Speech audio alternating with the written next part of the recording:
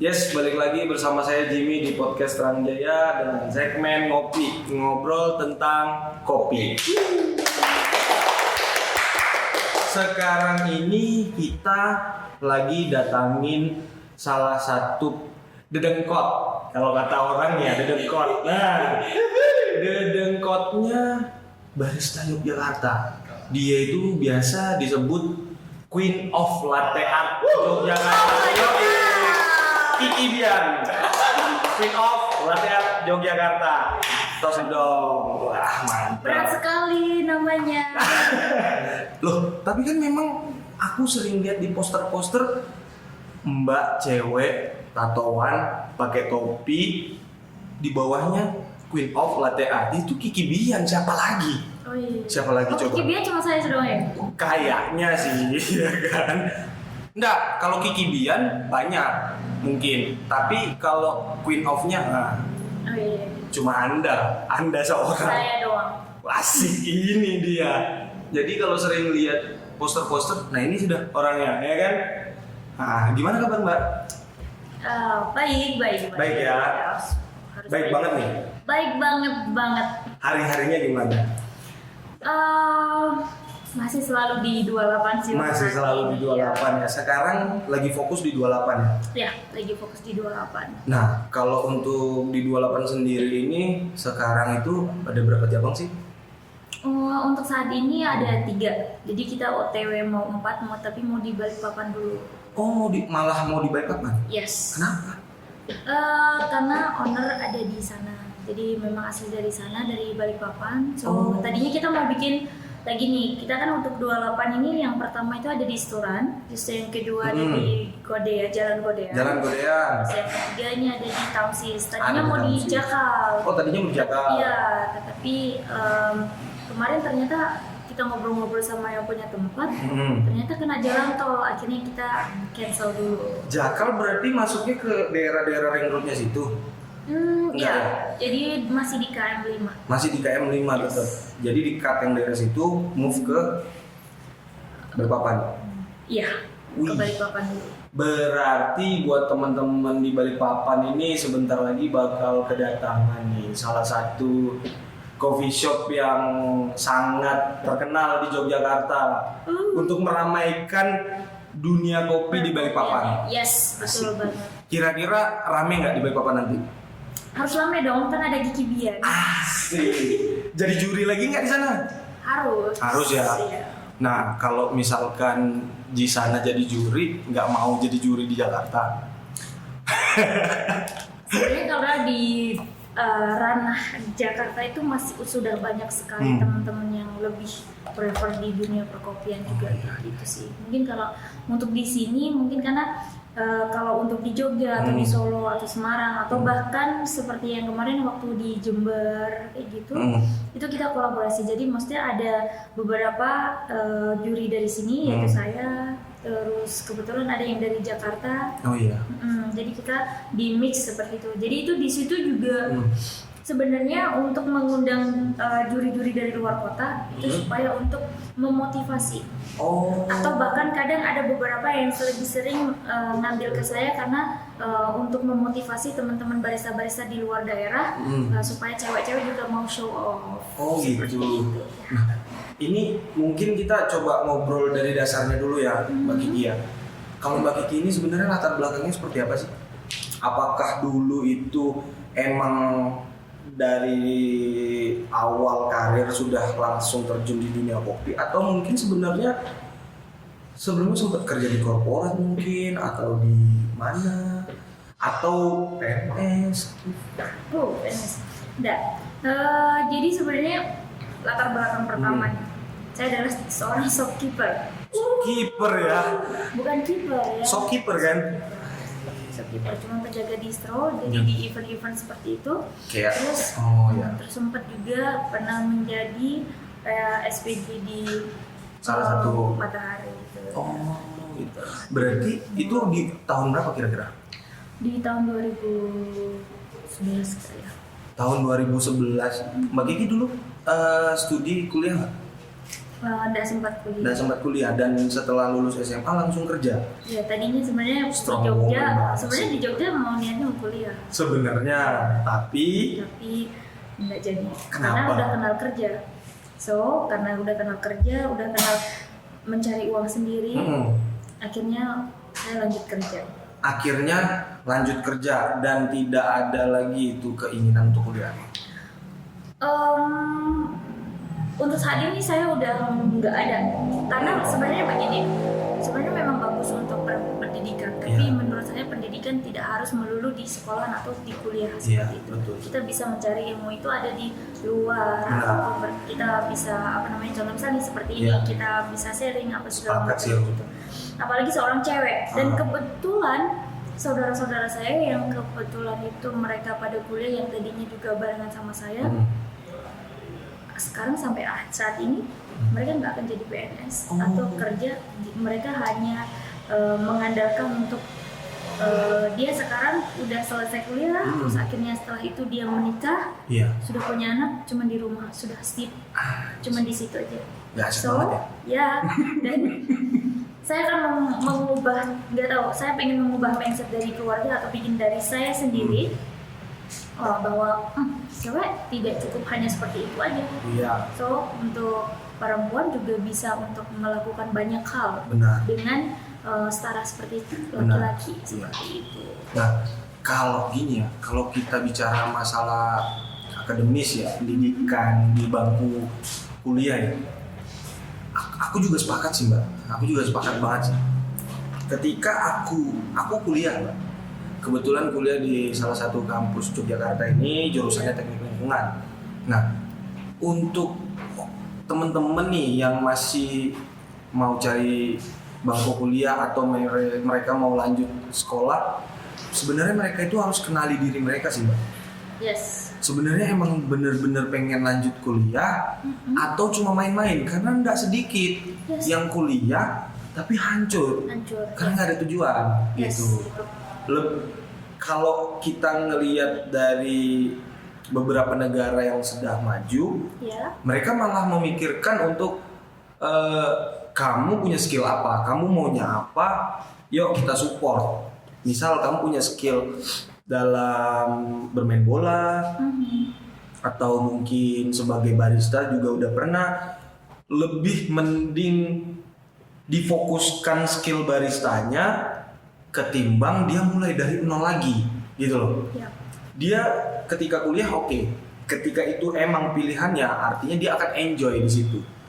Nah kalau misalkan dia nggak enjoy di situ, itu hancur, tidak sedikit. Iya nggak sih? Betul. Banyak sekali juga. Maksudnya saya ngeliat dari teman-teman atau mungkin anak-anak zaman sekarang ya. Iya. Karena ada beberapa yang memang kuliah atau mungkin mereka sekolah itu hanya karena dorongan dari orang tua. Iya benar.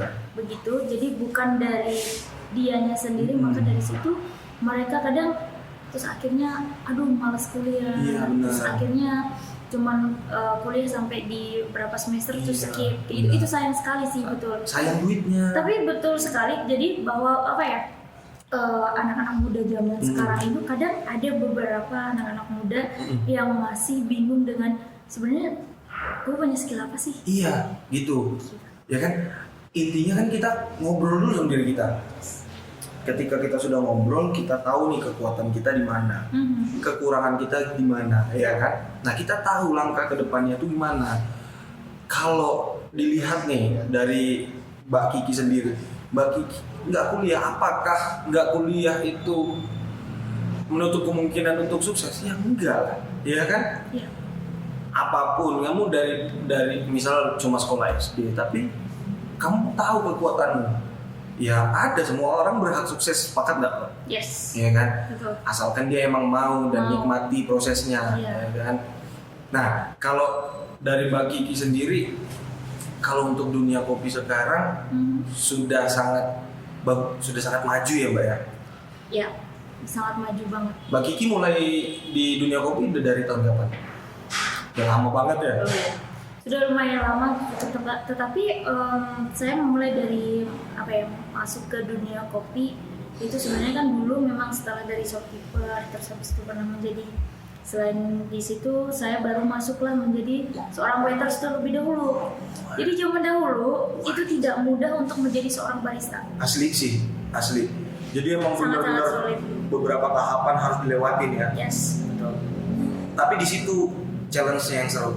Itulah challenge. Tapi saya sempat pernah patah semangat Oh iya. untuk melanjut untuk di dunia perkopian ini karena sangat-sangat banyak sekali yang harus saya pikirkan, banyak sekali yang harus saya pelajarin begitu. Dan dulu kebetulan, tapi saya bersyukur banget dengan hebatnya saya dulu karena benar-benar didikannya yang sangat keras itu untuk saya ternyata baik untuk ke depan saya. Dulu kadang saya memikirkan bahwa kenapa sih saya terlalu ditekan banget, gila ini galak banget nih gitu. Itu pada saat Mbak Kiki jadi waiters. Waiters, iya betul. Padahal itu waiters ya. Iya, waiters itu kalau dulu itu kalau di tempat sebuah coffee shop itu tidak boleh kita harus memakai bahasa nasional. Maksudnya dalam arti kita tidak boleh memakai bahasa Indonesia, pakai bahasa baku. Jadi kayak perhotelan seperti itu. Berarti Semuanya. emang benar-benar harus dari cara berbicara pun berlatih di situ ya. Berlatih di situ bagaimana kita serve ke customer, Iya. bagaimana kita taking order, Iya, sampai benar sih. kita upselling apa yang harus kita jual untuk di produk ini dan Iya. apa sih produk unggulan yang ada di coffee shop ini seperti Sedangkan waiters ini yang langsung juga berhadapan ke konsumen kan. konsumen. Ketika ada komplain ke waiters, Yes, betul. iya kan? Sama yang lebih berat lagi adalah dimana kita pastinya apalagi cewek ya, apalagi dimana kita pas lagi di saat bad mood dan lagi mood. Itu gimana kontrol emosionalnya, Yes, ya betul, kan? betul. Bagaimana teman-teman ini harus tetap diservis secara baik, Iya. walaupun kita ini sebenarnya lagi sakit, lagi pusing, ya kan? Cuma kadang-kadang konsumen tuh nggak perlu tahu itu, Nggak perlu tahu. iya kan? Yang perlu mereka dapatkan itu hasil maksimal dari kitanya ini, ya kan? Bagaimana kita harus ngeluarin senyumnya, Yes. anjing. Tapi waiters tuh berapa lama Mbak? Kebetulan pas waktu tahun itu saya baru masuk berapa ya? Kurang lebih baru 8 bulan atau setahun gitu. Berarti selama 1 tahun ya anggapannya itu menjadi waiters. Jadi waiters, cuman pas waktu itu saya sudah sempat di ikutin kelas barista juga di Jakarta, tapi untuk semuanya. Kebetulan untuk sampai se-kitchen atau chefnya juga ikut karena sambil jalan-jalan kayak gitu kan. Pada zaman itu ya. Pada zaman itu. So, pas waktu kelas barista itu saya karena memang benar-benar belum fokus untuk ke dunia kopi kan. Dari situ saya cuma ngeliatin begini doang. Oh, begitu cara bikin espressonya udah. Itu belajar bikin espresso, cappuccino, floating milk dan juga latte. Dan dulu kalau latte itu kan dulu masih nggak memakai cup ya, jadi memakai gelas Irish glass gitu. Jadi gimana caranya untuk kita kalau bikin cappuccino itu di latte art, kita bikin loaf atau tulip gitu. Tapi kalau latte itu dibikin layer. Jadi bagaimana caranya untuk ada layernya itu ada susu, kelihatan ya. Kelihatan layernya begitu. Itu juga ada triknya. Cuman layer itu aja triknya. Nah, berarti itu gak gampang kan Mbak? Tidak mudah, betul sekali. Yang bikin Mbak semangat untuk belajar apa? Nah, seketika itu saya tidak sengaja lihat di papan atau tembok gede di situ yang di perusahaan itu ada di situ ada tertera bahwa ada cewek, nama cewek dia masuk 10 besar di World Barista Champion. So dari situ saya benar-benar kayak membuka hati atau membuka mindset lagi, mengubah mindset lagi. Oh, ternyata barista itu tidak cukup hanya cowok, ternyata cewek juga bisa. Banyak itu. Nah, dari situ saya belajar. Tapi dari situ sebenarnya saya masih belum benar-benar pede ya. Dari 2012 kebetulan banget si head bar itu resign dari tempat kerja ya. Alhasil saya dipercaya sama owner untuk menjadi seorang barista. Padahal saya megang mesin kopi aja belum pernah. Tapi karena jadi waiters tuh nggak bisa nyuri-nyuri megang belajar gitu. Itu dia, karena kita jadi waiters itu harus benar-benar bertahap. Kita untuk menjadi asisten seorang head bar atau barista di situ, paling kita tidak boleh langsung megang mesin kopi. Iya. Paling cuman menyiapkan fresh milk, Iyalah, es ya. batu, terus gelas atau nyuci. Kita benar-benar, itu benar-benar di press banget saya di situ. Artinya kalau di zaman itu memang untuk menjadi barista ini terseleksi banget ya. Terseleksi sekali. Yang nggak kuat, yang nggak serius di situ, pasti mereka keluar cabut. Pasti. Tapi positifnya ketika dia serius di situ jadi pasti. Ya. Tapi banyak yang lettingan sama Mbak Kiki ini emang jadi juga Mbak, yang semangat di kopi itu banyak juga Mbak ya. Dulu ada salah satu teman yang tadinya saya sudah patah semangat tuh, udah kamu bisa, ayo ikut, udah lanjut kamu bisa kok. Iya. Dan temenin gua di sini seperti itu. Terus akhirnya kita lanjut di situ udah bisa. Karena menghafal menu Mas itu benar-benar tebel banget. Dari untuk waiters itu harus bagaimana cara kita greeting ke customer, Iya. bagaimana cara kita untuk memoles gelas yang habis setelah cuci itu. Jadi benar-benar nggak boleh ada bercak. Oh iya. Sampai sih. cutleries itu kita harus menghafal. Iya. Setelah itu ingredients, Ih. cutleries, dan juga kondimennya apa, ini namanya apa, perbedaannya apa, seperti itu. Dan dulu tuh kita harus menghafal bahwa contoh misal cafe latte itu sekian mili, pakainya gelas apa. Dulu gelasnya berbeda-beda tuh. Iya. Ada iris glass, ada Iya. tulip glass, Bener. ada water goblet, Iya. atau apa segala macam itu harus berbeda-beda banyak banget. Oh my god. Dan itu harus dihafalin, bukan dihafalin Hafalin. sih. Nah, berarti jadi barista di masa sekarang sama masa dulu ini berbeda jauh.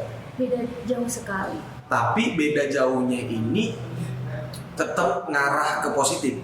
Tetap mengarah ke positif pastinya. Arah positif pun selalu ada negatif. Yes. Iya kan? Kalau bicara negatif tapi kita nggak akan selesai, iya kan? Iya. Toh juga itu larinya ke personal masing-masing kan. Ya. Yang aku salutin di sini tuh, ini nih podcast di Terang Jaya ini perdana nih cewek. Oh iya, serius? Perdana nih. Wow. Ketika perdana cewek, dan awalnya nih kan mikirnya kayaknya nggak mungkin mau deh seorang Queen of Latte Art bareng ngobrol sama kita di sini. Ternyata welcome banget gitu ya kan. Ternyata welcome banget. Gue nggak Welcome cukup cuy. Iya, kalau kelihatannya kan serem ya. Kelihatannya serem ya. Ternyata wah, ini kocak metal orangnya. Ya kan. Nah, di situ aku ngelihatnya ternyata kita ketika mau belajar pun kita nggak bisa juga sedikit berasumsi takutnya dia nggak ngajarin atau takutnya dia judes segala macam. Itu sebenarnya mental. Kalau mental ini dibutuhkan nggak sih sama barista? Pasti itu ada pastinya kalau bagi saya itu adalah nomor satu. Pondasi utama berarti. Pondasi utama. Karena kenapa? Kita juga akan bertemu dengan customer yang banyak, sifatnya pastinya akan berbeda-beda juga. Ya. Bagaimana caranya kita untuk menghadapinya di situ? Apalagi di mana customer itu akan ada komplain. Contoh misal komplain. Kadang kita sudah mengikuti sesuai SOP kayak gitu. Tapi kadang namanya customer kita tidak bisa untuk kenapa sih harus masih dikomplain seperti itu? Kita nggak tahu kan. Tapi bagaimana kita harus mengasih servis yang lebih bagus lagi. Servis yang lebih bagus lagi. Mau bagaimanapun caranya, kita tetap harus number one adalah ke servis. Servis ya. Nomor satu tetap servis. Kalau misalkan sekarang servis nomor satu tetap.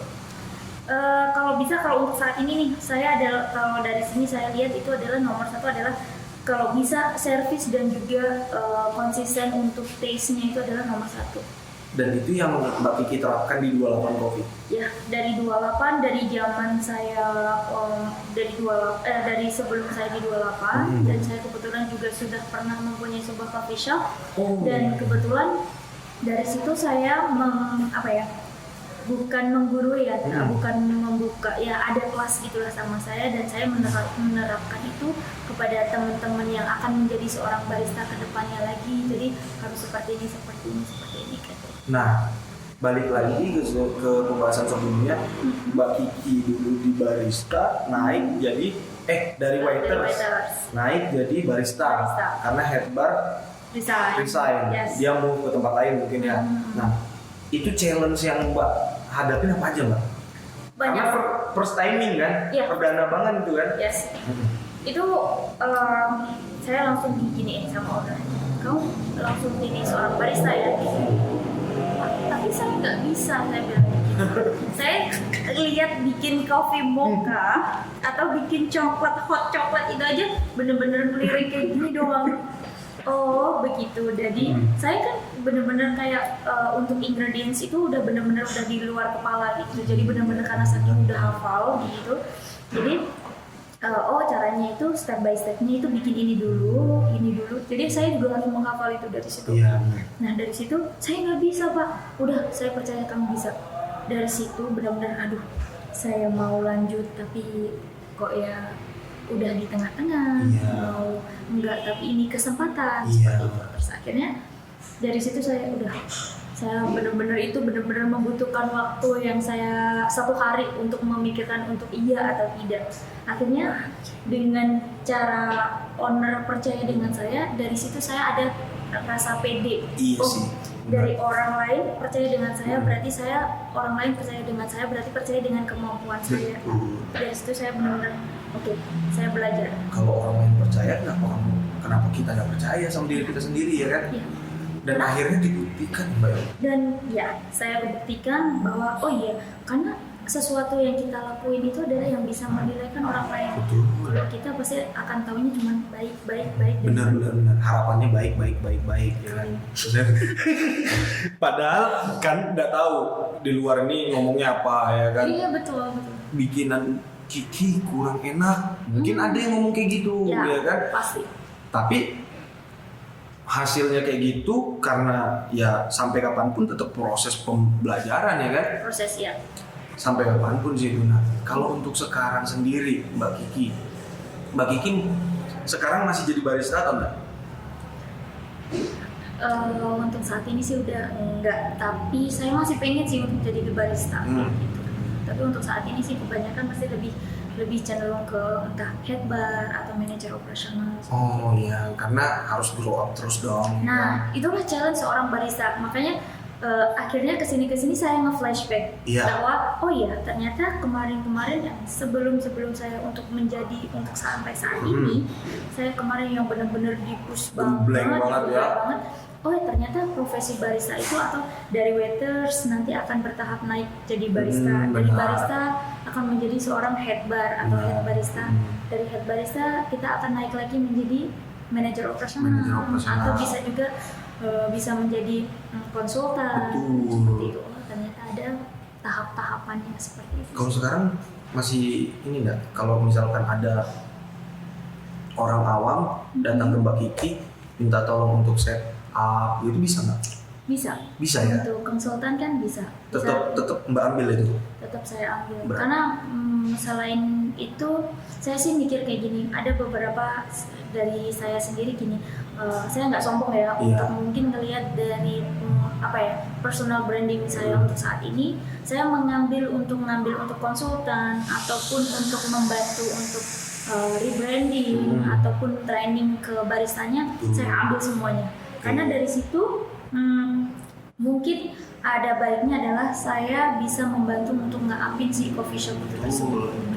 Dan selain itu juga mungkin akan sharing-sharing, jadi saya juga akan lebih kenal dengan banyak orang lagi, lebih koneksinya lebih banyak lagi lah. Iya sih, karena relasi. Iya, kalau jadi barista ini kalau dipikir-pikir tuh serunya itu karena ketemu orang. Kalau aku ngelihatnya gitu sih, karena dia ketemu orang baru dari berbagai macam karakter, dia bisa ngobrol sama si konsumen yang datang ya kan.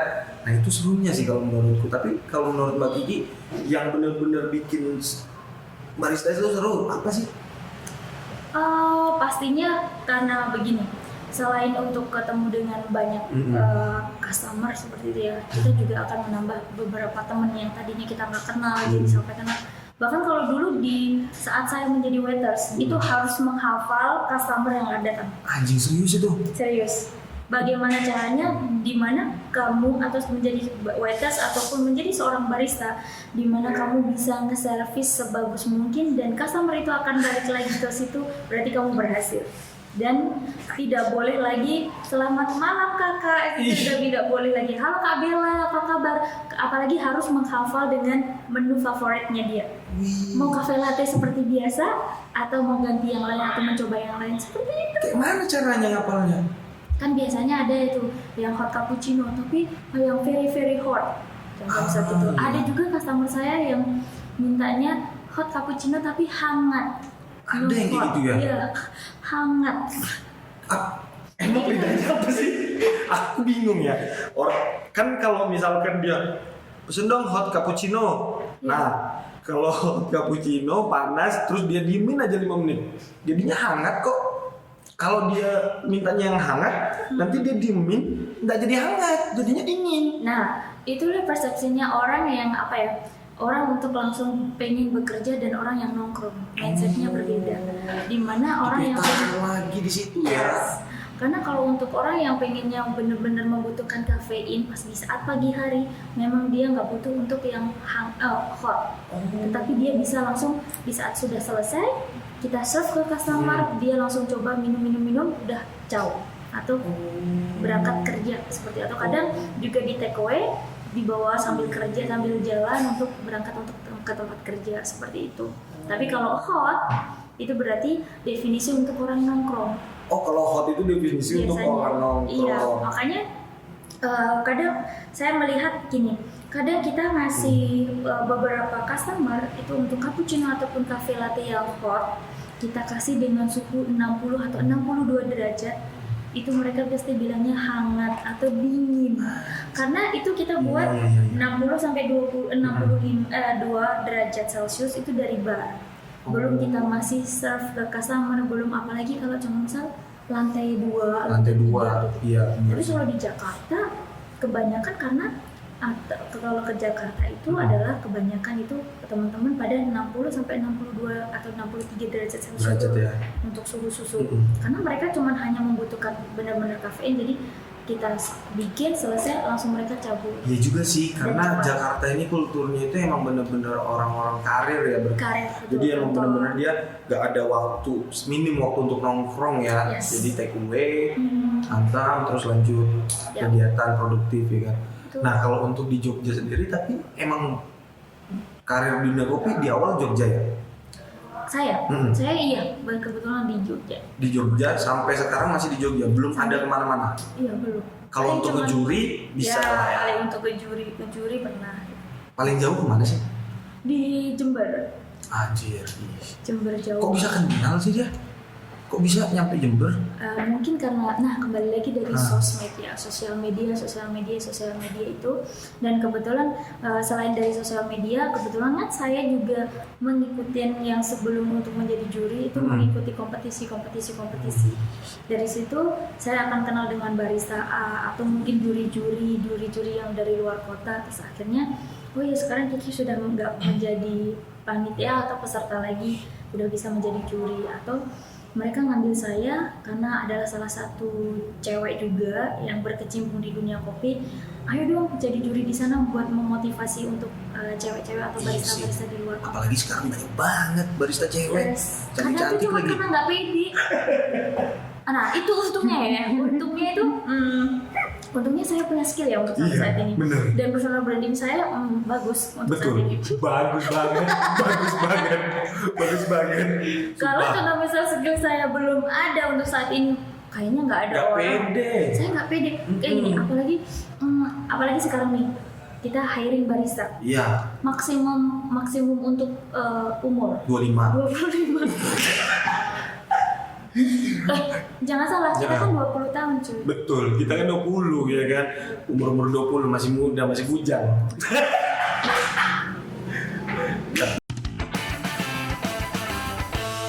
Nah, Mbak, tadi ini kan kita udah ngobrol panjang banget nih. Sejarahmu, latar belakangmu, mulainya dari mana? Dari waiter sampai mulai ke barista sampai kamu diundang ke Jember untuk ngejuri. Nah, kalau terkait prestasimu nih Mbak, prestasimu ini apa aja sih sebenarnya? Oke. Itu dimulainya dari 2000 berapa gitu loh, ya kan? Dari 2012 itu. Dari 2012 itu udah mulai ikut turnamen. Ya. Jadi kebetulan, kembali lagi yang pas waktu dulu itu yang saya sudah dipercaya untuk menjadi seorang barista. So, pas kebetulan di 2012 itu ada kompetisi, yaitu dulu namanya sih masih IBC, Indonesia Barista Competition. Dari situ kebetulan ada temen yang sudah ngedaftarin di situ, dan pagi-pagi tuh owner udah bilang, ini nama kamu sudah dipanggil tuh di sana, gitu. Ternyata sudah terdaftar di situ. Gitu. Akhirnya saya ngikutin kompetisi itu di 2012 itu, yang Indonesia Barista Competition bikin 4 espresso, 4 cappuccino, dan juga 4 signature drink. Dan di saat itu kebetulan tuh saya cewek sendiri. Gila, cewek sendiri. Nah, dari situ karena saya benar-benar dapat nomor urut atau nomor undi terakhir, saya masuk ke situ sama si bos. Saya ngeliat ini gimana cara megang mesin kopinya. Saya pegang mesin kopi itu dulu masih pakai yang single group. Ya, single group. Dan ini yang buat kompetisi itu pakai double group. So, dari situ saya agak kebingungan. Saya setiap ada station 1, station 2 yang pada kompetisi itu, saya benar-benar duduk di paling depan sendiri. Saya benar-benar melihat bagaimana cara untuk mengoperasikan mesin kopi.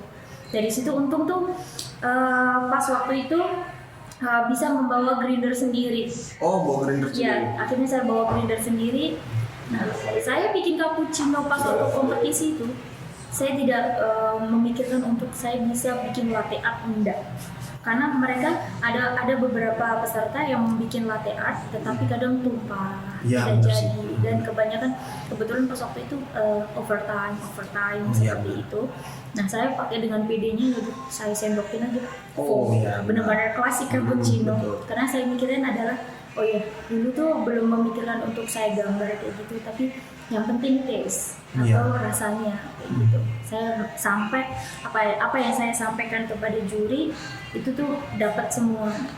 Dan itu kebetulan juara.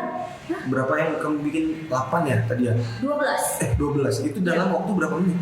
15 menit. Harus jadi sampai cleaning dan itu presentasi nggak sih? Yes, harus presentasi. 12 menit itu sudah sama presentasi? Sudah sama presentasi. Berarti 15 menit. Oh, 15 menit. Ya. Nah, 12 menit ini bikin menunya. Ya. Berarti 3 menit waktu presentasi. Ya, pokoknya gimana caranya bikin 12 minuman, 15 menit sekaligus sama presentasi dan juga cleaning. Nah, kayak gitu segala. Dan itu juara. Alhamdulillah pas itu tuh juara 1 karena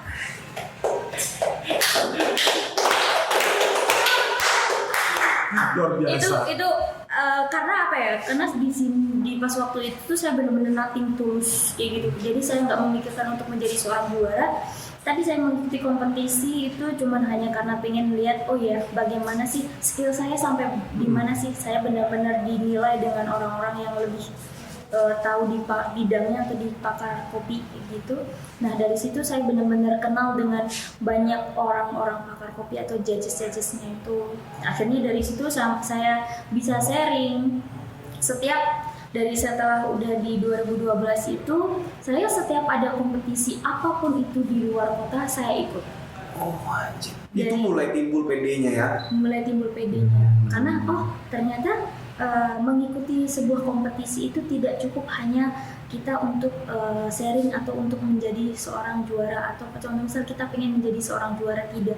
Tapi dari situ kita akan kenal lebih banyak dengan orang-orang yang lebih pintar pastinya di bidang dunia kopi itu. Yang kedua adalah kita akan membuat link atau contoh misalnya relasi ya. Relasi banyak sekali. Oh ya, relasi dari barista-barista luar kota. Dari mana seperti dan itu. Di 2012 itu Mbak Kiki first time ikut kompetisi. Dan di one shot one kill jadinya ya. Jadi emang benar-benar pertama dan langsung menang. Iya, betul. One shot one kill. Iya kan, one shot one kill. Wow. Gila sih itu. Dari situ. Dan itu dari juara itu nimbulin tingkat kepedean dari Mbak Kiki sendiri sampai akhirnya nemu relasi, nemu networking yang luas, berbagai macam kompetisi Mbak ikutin. Ya, semua berbagai macam kompetisi saya ikutin. Karena gini, di saat saya ikut yang kompetisi yang 2012 itu ternyata kan kita dapat skor situ. Oh jadi, iya. Dimana saya pokoknya saya pas waktu itu tuh benar-benar saya memakai apa yang saya pernah lakuin di balik bar atau di coffee shop kayak gitu. Saya lakuin semuanya seperti itu. Jadi contoh misal tidak yang dibuat-buat kayak gitu. Berarti untuk jadi barista sendiri pun itu dia ini belajarnya itu di mejanya dia, meja barnya dia ya. Ya. Trainingnya dia itu setiap hari sebenarnya ya kan, latihannya dia. Ya. Ketika ikut kompetisi dia bawa apa yang biasa dia lakukan. Yes, karena begini, saya juga setelah sudah beberapa tahun ini akhirnya saya start sudah melihat scoresheetnya. Ternyata semua itu akan ada nilainya. Ternyata semua di mana ada nilainya itu tuh apa yang kita kerjakan di belakang bar. Contoh, kita komunikasi kepada juri, itu ternyata membiasakan supaya kita lebih komunikatif atau komunikasi kepada customer. Iya sih. Yang kedua, kita bagaimana caranya untuk menjelaskan dengan customer produk yang kita jual. Terus habis itu, setelah itu kita cara membuat speed itu juga supaya customer tidak terlalu nunggu lama. Benar. Yang ketiga adalah kayak ini clean as you go. Oh ya, benar. Clean as you go-nya kayak kebersihan. Itu seperti itu. Artinya emang benar-benar kepake sih etika, attitude itu benar-benar kepake ya. Jadi betul sekali. Barista untuk barista sekarang ini emang ketika memang mau serius di dunia kopi, mereka harus mulai dari menyapa konsumen, gitu ya. Bersih ketika habis pakai mesin dibersihin lagi. Mau ada konsumen atau enggak ada. Terkadang mungkin ada yang males ya. Ada yang males betul. Nah, kalau misalkan itu tetap dipertahankan ketika ikut kompetisi, banyak orang yang lebih hebat loh, banyak orang yang nggak males, dia pasti gugur ya? Iya, pasti gugur. Dan sedangkan kadang mereka juga nggak memikirkan kalau clean as you go itu akan ada akan ada nilai yang tertinggi. Atau contoh misal teknikal, cara bagaimana kita, jadi juri itu juga akan melihat teknikalnya. Jadi bagaimana cara kita mengoperasikan mesin kopi, terus bagaimana caranya kita membuat step by stepnya, membuat espresso miring atau enggaknya, cleaningnya, cupnya seperti apa. Jadi step by stepnya itu benar-benar ada diperhatikan detail banget. Nah, kalau misalkan jadi barista cuma untuk gaya-gaya, kayaknya sayang banget ya. Sayang sekali, betul. Padahal barista ini punya potensi untuk bawa kita menuju jenjang kesuksesan itu. Betul sekali. Bisa ngidupin kita nggak sih jadi barista ini? Pasti bisa, apalagi untuk zaman sekarang ya, pasti bisa banget. Karena di sini juga maksudnya untuk di dunia barista, selain untuk dari diri kita sendiri, contoh misalnya ikut kompetisi untuk di daerah, setelah itu ikut yang nasional, dari nasional itu kita juga akan dibiayain untuk ke world. Waduh, gila. Dari Indonesia sendiri. Karena kembali lagi adalah rantai itu jangan sampai kita putus. Karena kenapa? Dimana si barista itu juga akan lebih bagus performnya, di situ juga akan mengangkat lebih lagi untuk dari roastery, juga akan mengangkat ke petani kopi kita juga. Sedangkan berdampak semuanya sih sebenarnya. Betul. Jadi aku mikirnya gini Mbak, kayak anggapannya nih, kamu ketika emang benar-benar serius jadi barista, kamu itu ngebantu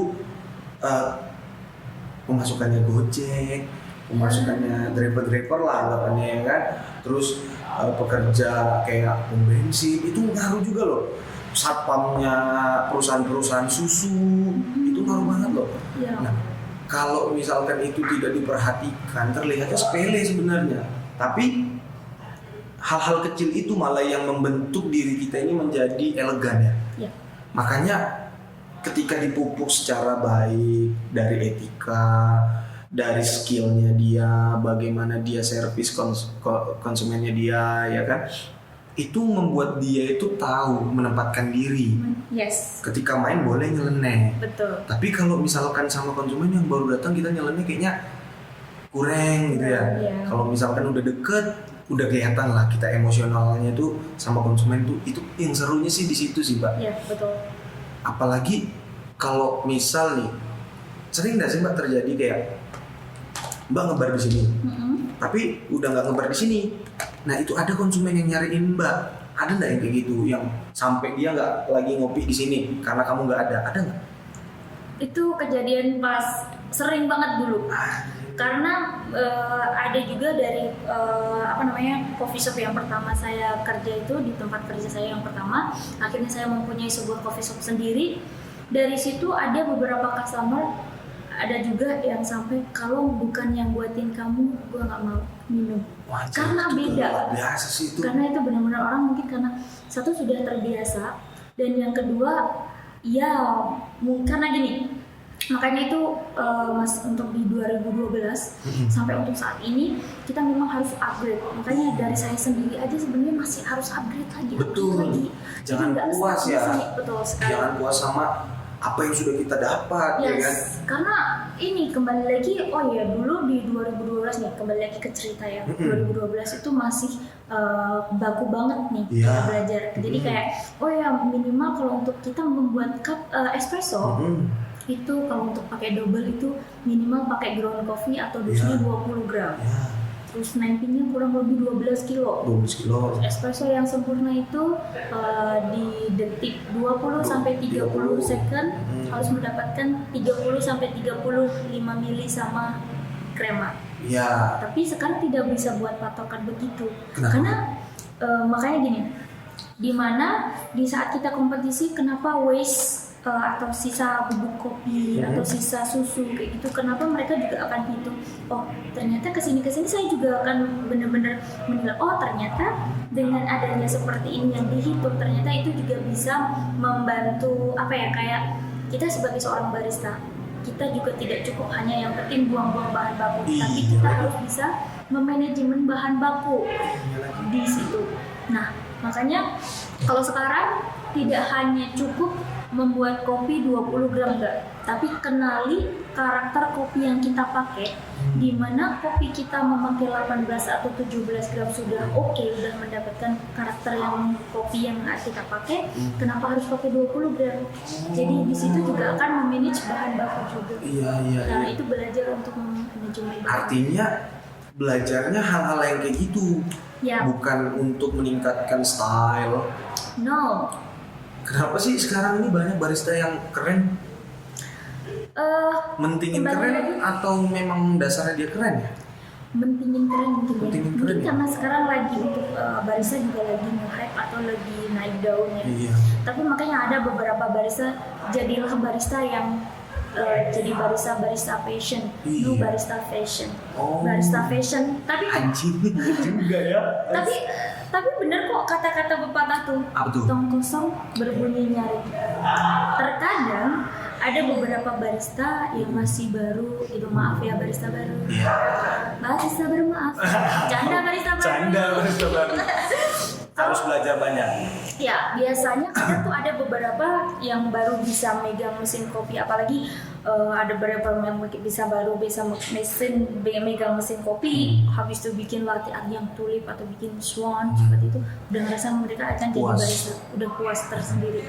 Mungkin karena mereka juga ganteng atau cantik. Iya benar. So dari situ udah gue bisa bikin ini cuy gitu. Padahal itu ketika dia ganteng ataupun cantik itu adalah bonus aja ya kan. Bonus.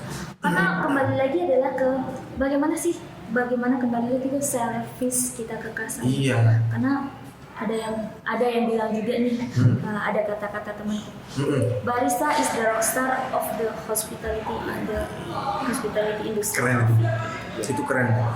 Nah kalau aku mikirnya gini, barista ini itu messenger kan ya. Nah dimana dia itu benar-benar jadi sales.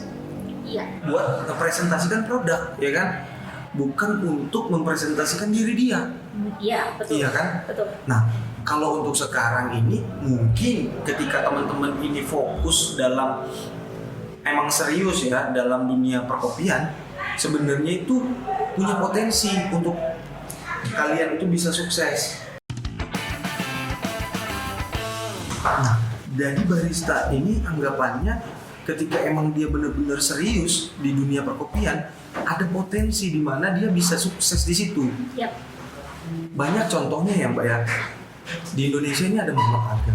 Ada Muhammad Aga. Nah, ada siapa lagi Mbak? Ada Fikir Harja.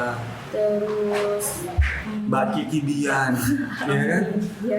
Yang dimana emang itu bisa ngidupin sehari-hari kan? Ya, Restu yang dari Bali, ada Restu, ada Kaila, banyak banget. Banyak banget. Banyak sekali. Ketika emang benar-benar serius dan mereka pun nggak mungkin seumur hidup bisa di dunia perkopian kan, anggapannya mereka kan umurnya naik terus ya kan, harus regenerasi ya kan. Betul. Nah, dimana anak-anak ini yang baru-baru ini barista baru ini ketika emang dia serius pasti ada jalannya. Yes, yang penting yang penting adalah mau belajar. Karena di dunia kopi itu tidak cukup hanya atau di dunia barista itu tidak cukup hanya kalian bisa buat kopi, kalian bisa bikin latte art, kalian bisa menulis, tidak cukup sampai di situ saja. Karena di dunia barista banyak sekali yang harus kita pelajarin, yaitu dari manajemen bahan baku atau manajemen ke semuanya itu dari situ. Terus habis itu untuk manajemen bagaimana kita membuka atau membuat relasi baru, jadi supaya orang akan kesini lagi mengontrol produk atau kualitas yang kita jual, seperti itu. Jadi orang juga gak akan takut, atau contoh misalnya kayak kebersihan ini, kembali lagi ke kebersihan, dimana kita akan melihat sesuatu, atau contoh misalnya mesin kopinya itu terlihat bersih dari luar, otomatis dari customer pun juga tidak akan ragu lagi dengan produk yang mereka jual, ya kan. Nah, sebenarnya banyak banget yang harus kita pelajarin, karena seorang barista pun juga pasti next step-nya dia pasti akan mempunyai keinginan untuk mempunyai sebuah coffee shop. Dan sedangkan kita mempunyai sebuah coffee shop, tidak cukup hanya membuat kopi sudah cukup. Tapi kita memanajemen semuanya, dari belajar untuk manajemen, belajar untuk yaitu mempertahankan produk, dan bagaimana sih caranya kita tahu untuk si pasar kita atau target market kita itu kemana sih, gitu. Itu juga harus ada strategi lagi, banyak banget yang harus dipelajarin. Nah, dengan zaman yang saat ini emang benar-benar lagi naik daun banget kopi, ya kan, lagi bertumbuh banyak banget, menjamur banget coffee shop, ya kan, baik dari yang serius memang pengen benar-benar ngebentuk coffee shopnya sendiri, sampai yang emang benar-benar cuma kebanyakan duit, bingung duitnya mau kemana, ya kan. Nah, di situ itu menurut Mbak Kiki sendiri itu positifnya apa? Ketika banyak banget menjamurnya coffee shop ini, positifnya apa sih? Nah, itu ini ada ya, itu cuma buat masukan buat mungkin buat teman-teman yang melihat podcast ini ya. Betul. Jadi orang yang banyak banget duit atau banyak banget duit itu tidak cukup untuk membuat coffee shop. Itu cuma hanya yang penting duitnya banyak, tidak cukup. Karena kita harus mempunyai, kembali lagi adalah yaitu jangan hargai proses itu, kembali benar-benar itu betul banget sih. Karena apa? Kita punya duit yang banyak sekali. Ini contoh ya. Kita punya banyak sekali duit, tapi tidak punya basic di situ. Knowledge-nya kita tidak tahu bagaimana cara memanajemen bahan baku, bagaimana cara membuat kopi yang pas, kayak gitu. Itu juga fail semuanya. Akan cuman hanya sekedar buang-buang duit. Iya. Karena menurut saya, contoh misalnya, kadang ada beberapa begini, ada orang yang sultan lah. Sultan. Aku bisa kok ngambil barista yang pro banget, yang keren banget, yang sudah oke banget. Saya bisa ngambil. Kamu gaji berapa di sana? Jadi sekarang untuk membajak barista itu udah halal-halal saja. Iya. Tetapi apakah si sultan ini akan memikirkan bahwa suatu nanti si barista ini yang kalian baca, di mana akan ada sultan lagi yang menawarkan lebih dari sini? Gak ada habisnya berarti. Pasti dia akan lari. Setelah lari dari si sultan ini, karena nggak bisa knowledge, nggak bisa manajemen bahan baku, dan nggak bisa membuat kopi, nggak bisa bagaimana cara mengoperasikan mesin kopi, akhirnya apa? Tutup. Sayang banget. Nggak sedikit sih yang kayak gitu. Itu di Jogja sendiri berapa? Di Jogja sendiri, saya juga di tahun berapa ya, 2017, 2018 itu selalu keluhannya sama. cuman hanya gara-gara mungkin karena apa ya, cuman bikin coffee shop, gue cuman pengen ikut-ikutan karena di coffee shop sekarang lagi nge-hype banget. Cuman yang penting gue ada uang dana banyak nih, yang penting dengan Instagramable udah cukup. Instagramable juga tidak cukup. Kembali lagi adalah dari SDM kita harus dikuatin. Barista itu juga kembali lagi adalah barista bagaimana untuk menjaga attitude juga. Iya sih, benar-benar. Apalagi tapi banyak juga loh Mbak yang dimana owner dan si SDM ini match gitu ya kan? Banyak juga. Jadi owner ini emang benar-benar antusias melihat baristanya ini skillnya meningkat. Mungkin dia dari yang nggak bisa apa-apa jadi bisa apa-apa dan disekolahkan sama si owner. Itu banyak juga kan Mbak? Banyak juga, ada beberapa orang yang mesti dari owner juga akan support. Karena itu sebenarnya adalah owner itu akan support sama baristanya, itu tidak cukup hanya untuk ke baristanya, untuk feedbacknya untuk ke perusahaan. Itu juga bagus juga. Dan itu sangat berdampak buat diri dia kan? Yes. Jadi sekarang makanya banyak sekali kan untuk owner-owner juga kesini tuh membuat coffee shop itu benar-benar harus keliling. Mereka harus ngelihat kayak gini, di sini seperti apa, terus baristanya seperti apa. Mereka kadang bahkan saya sempat juga kan saya buka kelas barista. Kebetulan ada beberapa owner-owner yang akan membuka coffee shop itu ngambil kelas kayak gitu. Jadi bisa membuat kopi, bisa mengoperasikan mesin kopi, bisa pastinya kalau menghitung food cost sih mungkin kalau untuk owner chill ya. Kalau misalkan berarti Mbak Kiki buka kelas. Ya. Kalau buka kelas sama Mbak Kiki ini apa yang didapat Mbak? Kalau kita nih, misal aku pengen jadi peserta, ya kan? Itu pakai badge ya?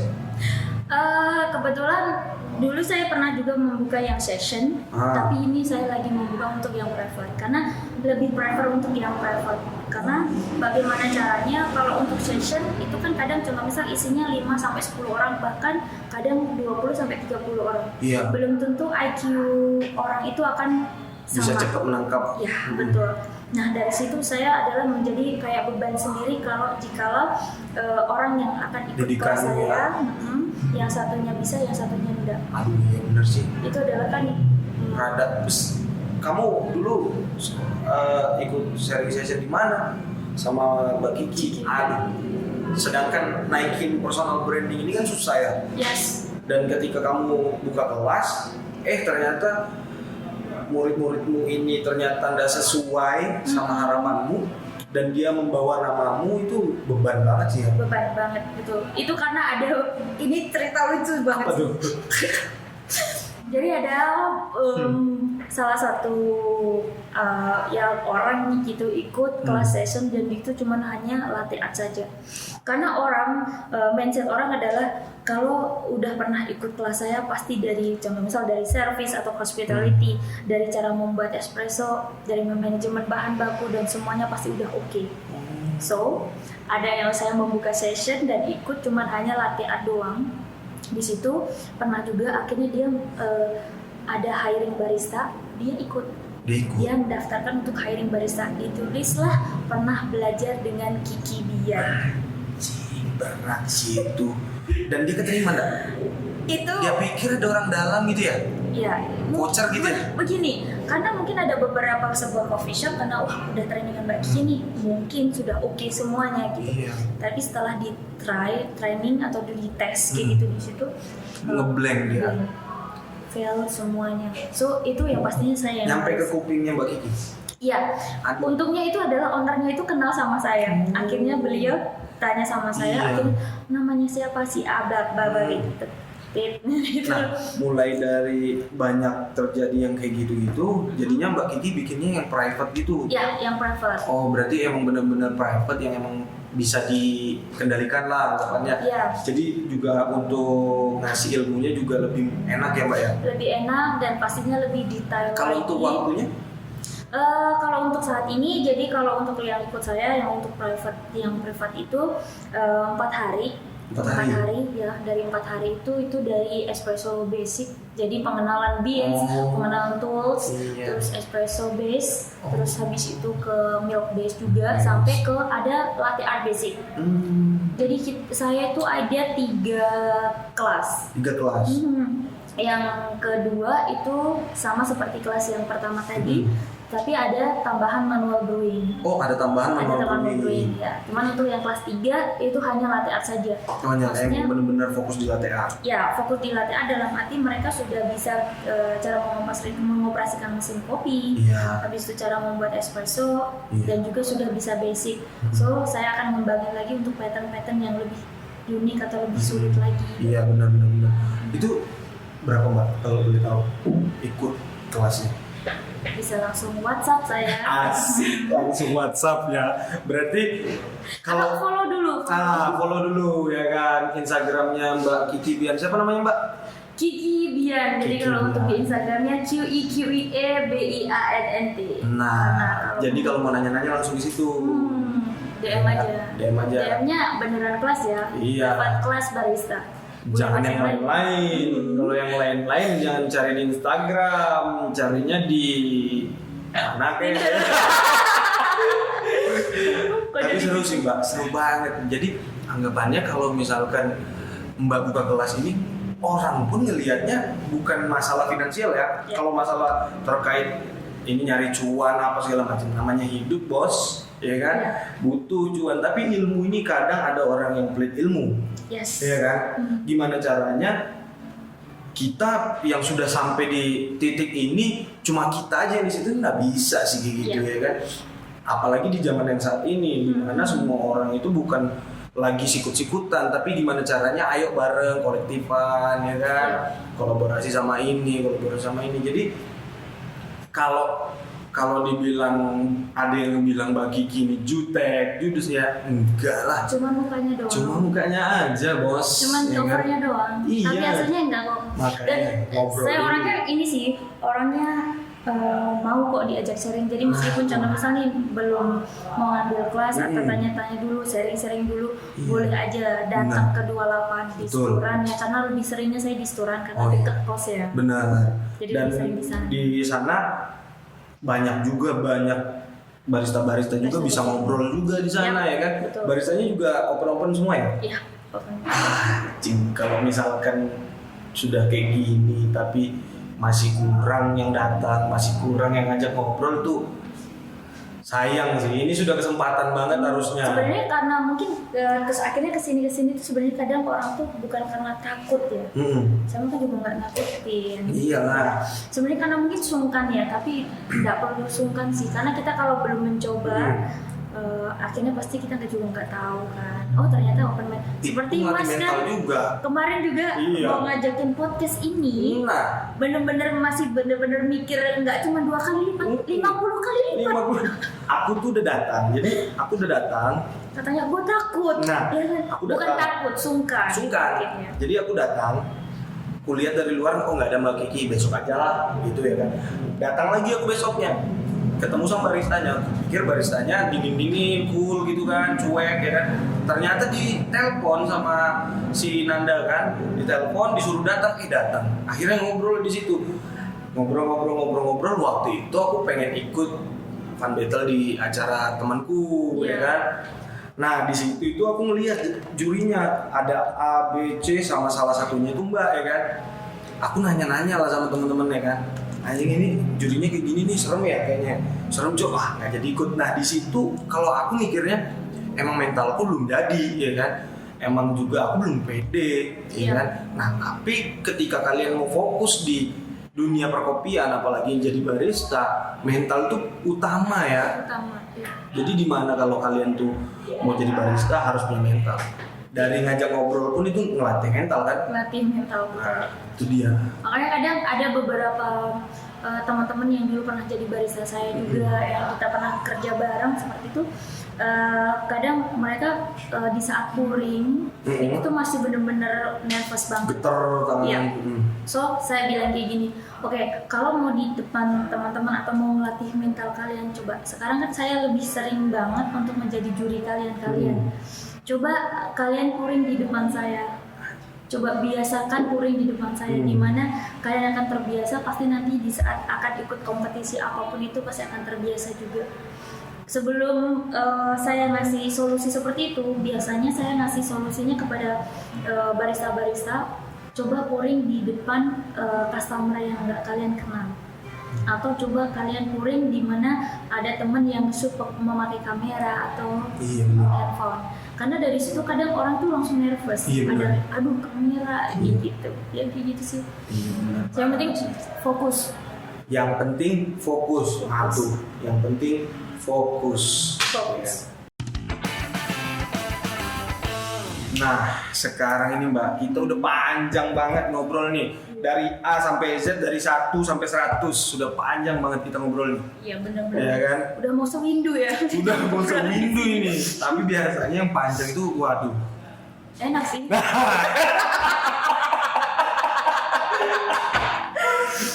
Ini kita punya segmen pamungkas kita. Jadi segmen pamungkas kita ini segmen terus terang. Nah, terus terang ini Mbak itu menceritakan pasti di dunia perkopian dalam karirnya Mbak Kiki sendiri punya kerikil-kerikil struggling di mana Mbak down, di mana Mbak ngerasa putus asa, pasti ada kan. Tapi juga pasti ada titik tertingginya Mbak kan. Nah, itu boleh dijelasin nggak ke kita ini? Gimana sih titik terendahnya seorang Kiki Bian, yaitu Queen of Latte Art Jogja ini gimana sih? Sebenarnya kayak mana sih? Sempet nggak sih dia itu pengen berhenti di dunia kopi, ya kan? Iya. Tapi titik tertingginya juga kita pengen dengar. Kalau titik terendahnya gimana, Mbak? Titik terendahnya itu ada 2. Apa tuh? Yang pertama, kalau untuk titik terendah yang pertama itu sebelum saya mempunyai sebuah coffee shop. Jadi saya menjadi seorang barista. Nah, di situ saya di tahun waktu pertama kali saya menjadi seorang barista itu saya harus mengajak atau mencari konsumen atau customer yang dimana karena di Jogja juga terkenal dengan angkringannya. Karena kan di sana kalau di angkringan itu kan kopi cuma 3.000 aja. Iya, murah. Sedangkan dulu pas waktu di zamannya saya yang pertama kali itu sulit sekali untuk mengajak orang-orang ngopi di sebuah coffee shop. Betul. Karena padahal pas waktu itu masih di harga 10.000 sampai 12.000. Padahal tuh masih 10.000 Iya, itu betul. dapat apa itu? Tapi sulit sekali. Cappuccino Itu 10.000 12.000. Iya. Cappuccino segitu. Dan itu sudah sulit banget. Sulit sekali. Terus akhirnya setelah saya yaitu pernah ikut kompetisi, akhirnya kita membuat seperti sebuah komunitas kayak gitu. Jadi kita support satu sama lain untuk coffee shop A, coffee shop B kayak gitu. Nah, untuk yang kedua nih. Yang kedua ini, waduh. Saya sakit. Aku jadi sedih, aduh. Gimana itu? Saya pernah kongsi sama seorang, jadi saya pernah bekerja di sebuah coffee shop yang pertama kali itu saya 5 tahun di sana. Anjing, lama banget. Lumayan lama ya, karena saya kalau sudah kembali lagi sebenarnya kita kerja di apapun itu sih, tidak cukup hanya dari seorang barista aja, tetapi apapun itu pekerjaannya, tetapi kita di mana kita itu kayak membangun chemistry kan kepada tim kepada sama owner juga, di mana kita chemistry-nya sudah dapat, kita nyaman di sebuah pekerjaan itu, pastinya akan loyal itu sebenarnya kembali lagi ke nyaman terlebih dahulu sih, nyaman ke semuanya, dan kebetulan kita satu visi satu misi, udah pasti akan lama juga di situ. Nah, di titik benar-benar terendahnya itu adalah saya pernah kongsi, setelah itu saya pecah kongsi, dan dari situ saya akan belajar untuk menjadi seorang karyawan atau barista lagi di sebuah coffee shop lain itu tidak mungkin seperti itu. Akhirnya berat, dan saya dikasih petuah sama owner saya yang pertama kali saya kerja itu, yang 5 tahun tuh, bahwa kamu nggak usah menjadi seorang barista lagi, kamu tetap cari tempat untuk kamu tetap lanjut untuk menjadi owner atau bisa bilang mempunyai sebuah coffee shop. Dan dari situ saya benar-benar 4 bulan itu benar-benar nganggur. 4 bulan ya? Ya, dan itu nganggur, nggak punya pekerjaan, tidak ada pemasukan. Pastinya ada uang yang tabungan, tapi kan itu akan membuat sebuah usaha itu tadi. Tidak mungkin kalau saya makan atau apapun itu, saya akan mengambil uang itu seperti itu kan. Jadi ini ada lucunya tapi sedih banget. Keren. Saya dulu koleksi Doc Mart dan juga kayak brand-brand Fredperry, Ben Sherman kayak gitu. Yang mahal-mahal itu ya. Ya. So saya bertahan hidup di situ. Saya cuma ngejual Doc Mart saya untuk makan. Sedih. Sampai nyurong saya juga. Sampai akhirnya ganti etnik. Tapi di titik untuk yang bagusnya akhirnya saya masih bisa bertahan. Betul. Mentalnya tetap jadi, tetap harus kuat ya kan. Rock and roll. Metal aja ya kan. Death metal. Death metal. Terus akhirnya saya dibantu sama owner saya yang dulu itu, saya dibantu untuk membuka sebuah coffee shop itu lagi, dibantu untuk desain dan segala macam, dibantu akhirnya saya membuka sebuah coffee shop, buka di 2016, akhirnya di tahun 2017 atau 2018 itu saya buka, alhamdulillah bisa buka cabang juga, tapi karena di cabang di Magelang akhirnya saya buka di Wariwi juga, terus akhirnya saya close karena ternyata capek sekali kayak gitu. Dan untuk di titik untuk paling tingginya saya tuh alhamdulillah sampai sekarang saya, meskipun mungkin ada beberapa orang yang benci atau ngomongin saya di belakang entah jelek atau enggak, tapi yang penting adalah saya selalu baik kepada orang banyak ya, dan Mbak Sonal selalu baik dan pastinya akan selalu humble, mau sharing untuk apapun itu, dimana orang akan membutuhkan saya seperti itu. Dan sampai saat ini saya bersyukur banget, saya tidak pernah merasa kekurangan dalam bentuk apapun itu, karena banyak sekali ternyata orang-orang baik yang ada di dekat saya, selalu support. Saya sampai heran, oh ya, dimana saya kadang pengen ngerasa, kok aku kayak gini ya, pasti akan ada orang bantu lagi dengan secara tiba-tiba gitu, dan terus. Dan kadang ada beberapa teman yang menyimpulkan bahwa itulah seperti pepatah, apa yang kamu tuai, apa yang kamu dapat, atau yang kamu tanam, apa yang kita panen. Betul. Nah kayak gitu. Nah yang penting kita apapun profesi kita, yang penting tetap jadi diri kita, tetap baik sama semua orang, apapun itu. Dan yang penting sih jangan pelit untuk sharing. Iya benar sih itu. Jadi intinya kalau misalkan kita baik, dampaknya pasti baik. Yes. Kalau misalkan kita buruk, ya mungkin dampaknya juga buruk, ya kan? Nah, berarti luar biasa banget sih kita bisa ngobrol sama si Queen of Latte Art Yogyakarta ini, luar biasa. Mbak, terima kasih banget. Terima kasih banget kalau kita bisa kesempatan ada sedihnya ini. nggak sih ini? Nggak ada sedihnya. Jadi buat teman-teman yang nonton, yang lagi awal-awal ngebarista dimanapun kalian, tetap semangat, bangun mental kalian, grow up skill kalian, karena selalu ada potensi di situ. Ya nggak sih? Oke, saya Jimmy dan saya Kiki. Pamit undur diri. Dadah.